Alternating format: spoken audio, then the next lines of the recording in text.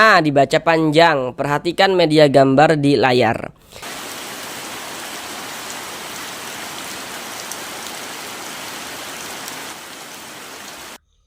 Assalamualaikum warahmatullahi wabarakatuh. Jika saudara semuanya, Bapak dan Ibu, memiliki permasalahan belum lancar di dalam membaca Al-Quran, masih terbata-bata dalam membaca Al-Quran, kemudian belum memahami ilmu tajwid Al-Quran, sehingganya tidak percaya diri ketika membaca Al-Quran, mari belajar mengaji Al-Quran di channel ini. Di sini kami akan berusaha untuk membantu saudara semuanya, baik Bapak dan Ibu yang sudah lansia maupun saudara yang masih muda, yang kiranya memiliki permasalahan belum lancar dalam membaca Al-Quran, kemudian belum memahami ilmu tajwid. Maka di sini kami akan berusaha untuk membantu saudara semuanya, Bapak dan Ibu, agar dapat dengan mudah dalam memahami ilmu tajwid Al-Quran guna untuk memperbaiki, untuk melancarkan bacaan Al-Qurannya. Jadi nanti untuk membaca Al-Qurannya akan kami bacakan dengan pelan-pelan supaya mudah untuk diikuti bagi yang belum lancar untuk melancarkan bacaan Al-Qurannya. Selanjutnya untuk tajwidnya akan kami jelaskan dengan pelan-pelan. Harapannya dengan penjelasan tajwidnya yang pelan-pelan, semoga saudara semuanya, Bapak dan Ibu, dapat dengan mudah dalam memahami ilmu tajwid Al-Quran guna untuk memperbaiki, untuk melancarkan bacaan Al-Qurannya.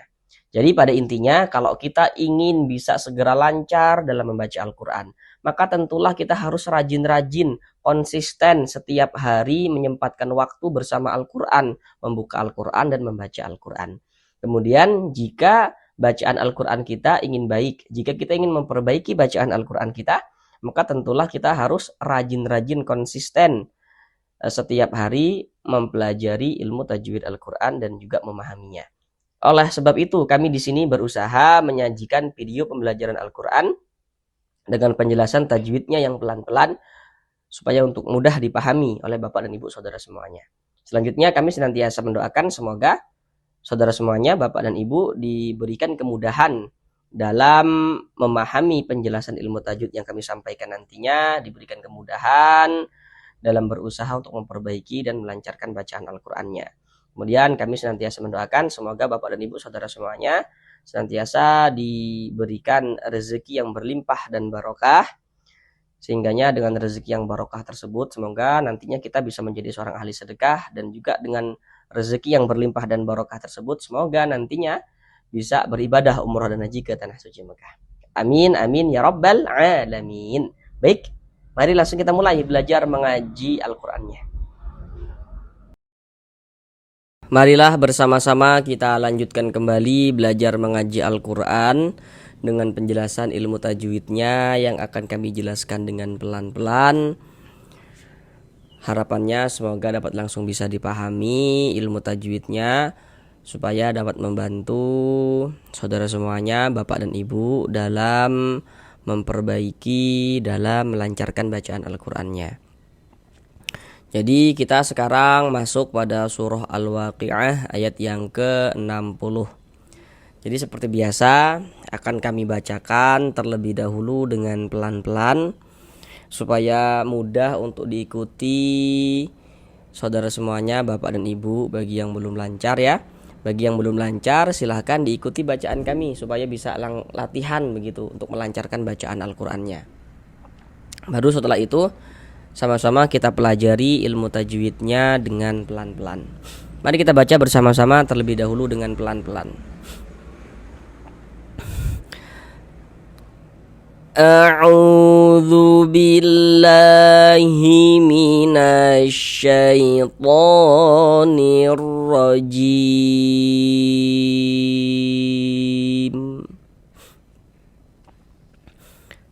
Bismillahirrahmanirrahim.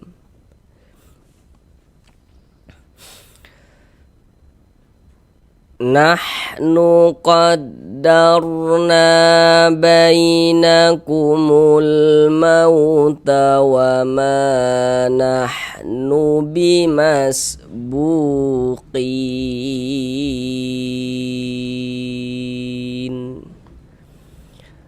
Sekarang mari sama-sama kita pelajari ilmu tajwidnya dengan pelan-pelan. Pertama di sini nahnu qaddarna. Di sini ada huruf ra sukun, ini huruf ra tanda sukun tuh seperti ini. Huruf sukun atau huruf mati atau huruf sakinah. Nah, itu maksudnya sama saja. Tandanya tuh seperti ini. Nah, ini.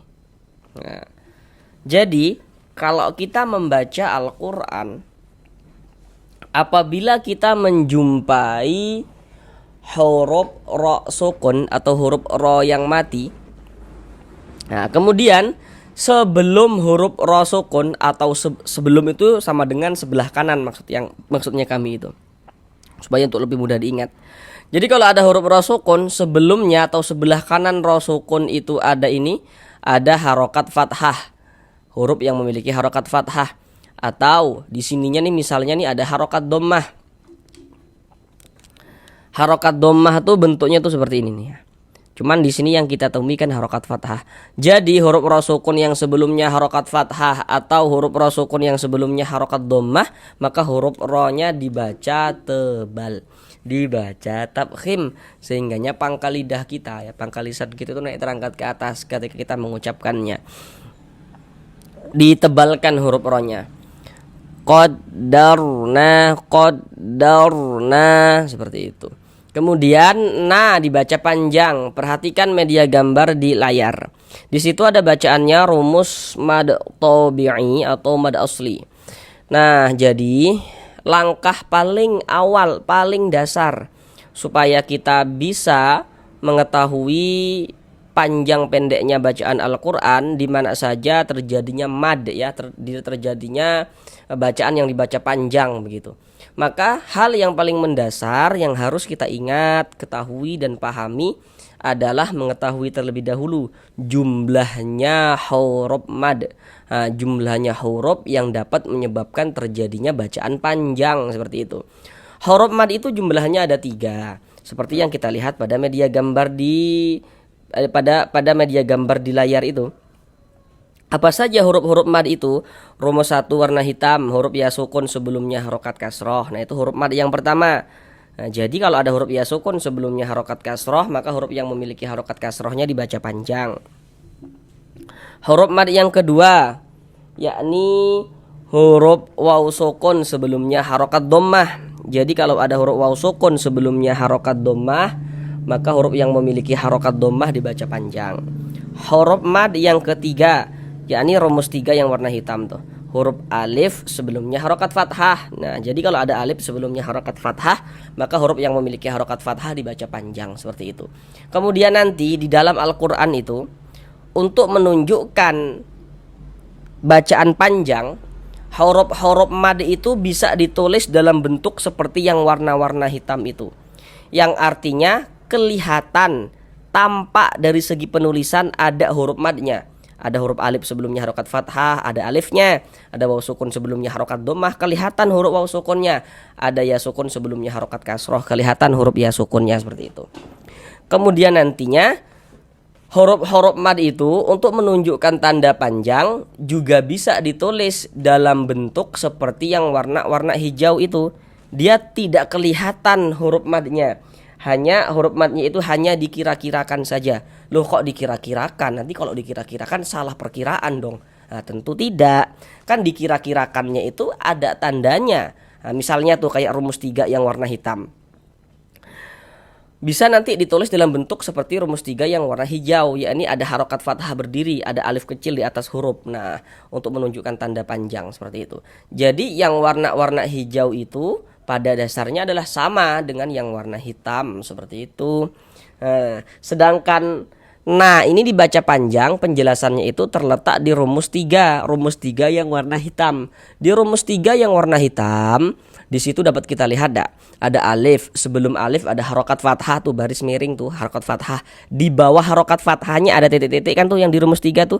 Nah, titik-titik di sana tuh maksudnya tuh letaknya huruf yang dibaca panjang begitu. Jadi kalau ada alif sebelumnya ada harokat fathah, maka huruf yang memiliki harokat fathah itu dibaca panjang. Nah, di antara contohnya dalam Al-Qur'an tuh seperti ini. Nah, ini kan ada alif nih. Cuman di sini alifnya itu disambung dengan huruf nun. Namun yang menjadi titik fokus kita, titik perhatian kita bukan soal sambung menyambungnya, bukan itu. Yang terpenting ada alif. Ada alif, sebelum alif ada harokat fathah nih. Maka huruf yang memiliki harokat fathah dibaca panjang. Sehingganya kita baca panjang. Sesuai dengan rumus 3 yang warna hitam ini. Mad tabi'i panjang 2 harokat. Qaddarna bainakumul. Di sini ada huruf ya sukun sebelumnya harokat fathah. Perhatikan media gambar di layar. Huruf lin atau harful lin itu ada 2. Perhatikan yang di kotak nomor 2. Coba perhatikan polanya, perhatikan yang di kotak nomor 2. Di situ ada huruf ya sukun, sebelumnya ada harokat fathah. Nah, itu huruf lin. Contohnya kayak gini nih. Ini huruf ya sukun, ada huruf ya, ada tanda sukun. Sebelum ya sukun di sini ada ini nih, ada harokat fathah, maka berarti huruf ya sukunnya adalah huruf lin atau harful lin. Maka kita baca lunak, lembut. Bainakumul mauta wa ma. Di sini ada alif lam, setelahnya huruf mim. Jadi kalau kita membaca Al-Qur'an bertemu dengan huruf alif lam nih, letaknya jejer gini nih. Di situ akan terjadi hukum tajwid itu. Kalau tidak alif lam qamariyah ya alif lam syamsiyah. Kalau tidak alif lam qamariyah ya alif lam syamsiyah begitu. Nah, ini huruf alif lam letaknya jejer, setelahnya huruf mim atau huruf alif lam, sebelah kiri alif lam huruf mim nih kan. Huruf mim sebelah kiri kita huruf mim. Perhatikan media gambar di layar. Kalau ada huruf alif lam bertemu dengan salah satu daripada 14 huruf yang di samping itu, maka hukumnya adalah alif lam qamariyah. Coba perhatikan huruf mim. Huruf mim termasuk salah satu kumpulan daripada 14 huruf qamariyah kan? Maka ini alif lam bertemu dengan huruf mim, dikarenakan huruf mim huruf qamariyah, maka ini hukumnya alif lam qamariyah. Alif lam qamariyah itu disebut juga dengan izhar qamariyah. Karena cara membaca huruf lamnya dibaca izhar, terbaca dia dengan jelas. Bainakumul kumul, terbaca kan huruf lamnya. Jadi kalau ada huruf alif lam letaknya jejer, huruf lamnya itu ada tanda sukunnya nih, maka itu alif lam qamariyah tuh. Bainakumul mauta wa ma. Ada waw sukun sebelumnya harokat fathah. Perhatikan media gambar di layar, huruf lin ada 2. Perhatikan pula yang di nomor 1 sekarang. Coba perhatikan polanya, perhatikan. Sudah diperhatikan ya polanya tuh. Jadi kalau ada huruf waw sukun, ada huruf waw, ada tanda sukun. Sebelum waw sukun ada ini nih, ada harokat fathah nih. Maka berarti waw sukunnya adalah huruf lin, harful lin. Kita baca lunak. Mauta wa ma dibaca panjang. Untuk di sini media gambar tidak kami tampilkan lagi supaya kita langsung latihan tanpa bantuan media gambar, langsung bisa paham, langsung bisa ngeh gitu, langsung bisa ngerti gitu. Nah, ini sama dengan ini polanya nih, sama dengan ini tadi.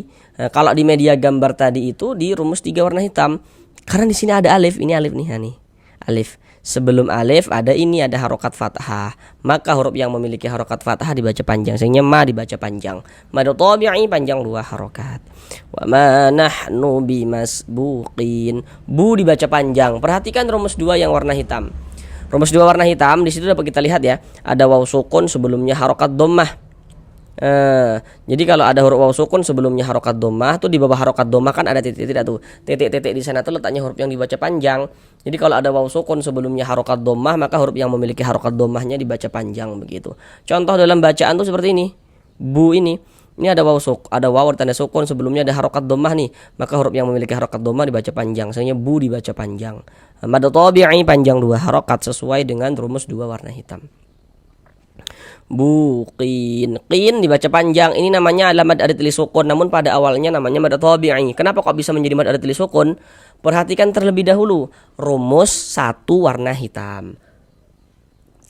Pada rumus 1 warna hitam di situ dapat kita lihat ada huruf ya sukun atau huruf ya mati. Sebelumnya ada harokat kasroh. Di bawah harokat kasroh tuh, di atas harokat kasroh ada titik-titik kan tuh. Titik-titik di sana tuh letaknya huruf yang dibaca panjang. Contoh dalam bacaan tuh seperti ini nih. Ada huruf ya, ada tanda sukun, ya sukun. Sebelum ya sukun di sini ada ini nih, ada harokat kasroh nih, baris 1 di bawah huruf harokat kasroh atau tanda baca kasroh. Ada ya sukun, sebelumnya ada tanda baca kasroh, maka huruf yang memiliki tanda baca kasroh dibaca panjang, sehingga qi dibaca panjang. Mad tabi'i pada awalnya sesuai dengan rumus rumus 1 yang warna hitam. Kemudian mad tabi'inya itu bertemu dengan huruf yang disukunkan. Di sini adalah huruf nun yang kita temui. Maka qi ditambah huruf nun yang disukunkan dibaca qin. Mad tabi'i bertemu dengan huruf yang disukunkan, maka dia menjadi mad arid li sukun. Panjangnya mad arid li sukun itu boleh dibaca dengan 2 harokat atau 4 harokat atau 6 harokat. Tapi kita harus konsisten dalam sekali bacaan. Kita harus memilih. Kalau mad arid li sukun kita baca dengan 2 harokat, maka semua mad arid li sukun yang kita temui kita panjangkan 2 harokat. Kalau kita panjangkan 4 harokat, semua mad arid li sukunnya kita panjangkan dengan 4 harokat begitu. Harus sama antara atas dan bawah, tidak boleh selang-seling.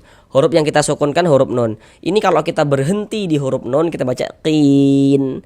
Bimas buqin, jangan dibaca bimas buqina, jangan, salah. Mengapa begitu? Kalau kita membaca Al-Quran, lantas kita itu berhenti, berwakaf di huruf yang tidak dibaca panjang, hurufnya kita sukunkan, kita matikan, seperti itu. Ini kita membaca Al-Quran, berhenti kita nih di huruf nun. Huruf nun kan di sini tidak dibaca panjang. Nah, tadi apa kami katakan? Kalau berhenti di huruf yang tidak dibaca panjang, hurufnya kita sukunkan, hurufnya kita matikan. Sehingga kita baca bimas buqin, qin. Nah, seperti itu, mati seperti itu. Nah, kemudian di sini ada tanda wakaf, bentuknya itu lam alif. Ini namanya wakaf mamnu. Jadi maksudnya itu dilarang untuk berwakaf. Tapi kalau wakaf mamnu itu terletak di akhir ayat, maka tidak apa-apa kita berwakaf di sini. Berhenti di sini tidak apa-apa kita. Tapi kalau di tengah-tengah ayat jangan. Tapi kalau di akhir ayat maka tidak apa-apa kita berhenti di wakaf mamnu ini. Ya, berwakaf di wakaf mamnu ini. Mari kita ulang bersama-sama sekali lagi dari awal. Bismillahirrahmanirrahim. Nahnu qaddarna bainakumul mauta wa ma nahnu bimasbuqin.